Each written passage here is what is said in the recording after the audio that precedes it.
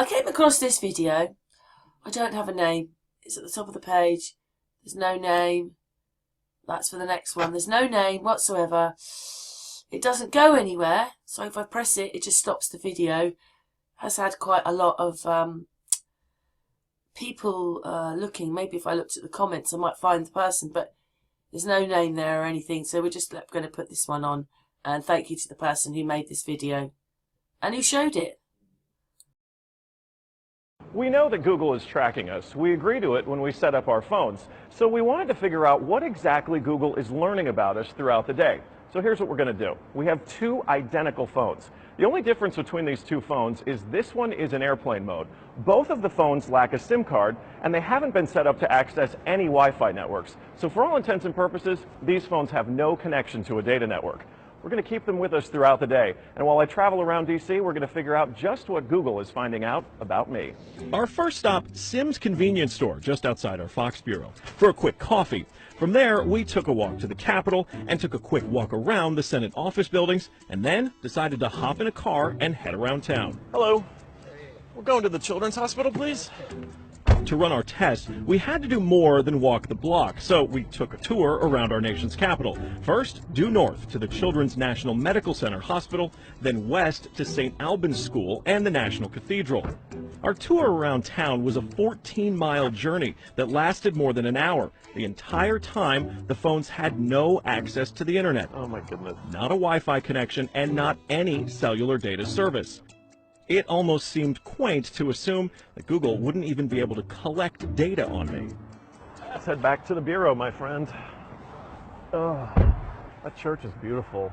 Google's business model is simple. Collect data on its users and then use that data to sell targeted ads. It's a business model called surveillance capitalism. But does that critical data collection work even when your phones aren't connected? So we're back here at our Fox Bureau in DC, and we've got both of our phones exactly how we left with them. The only difference, really, I snapped a couple of bad selfies at the National Cathedral. But otherwise, they have stayed in my pocket for the entire day. So let's find out what they know. This is our man-in-the-middle device. It's basically a Wi-Fi network that these phones are going to connect to once we turn their Wi-Fi on. It's going to pass data through it on the way to Google, but on the way, we're actually going to get a copy of the same data that Google's going to get. We'll be able to decrypt it and then find out where we've been throughout the day. Within minutes, the numbers rolled in. The phone that wasn't on airplane mode registered more than 100 locations, 130 activities, and even 152 barometric readings. As soon as it hooked up to our Wi-Fi, it transmitted 300 kilobytes of data straight to Google.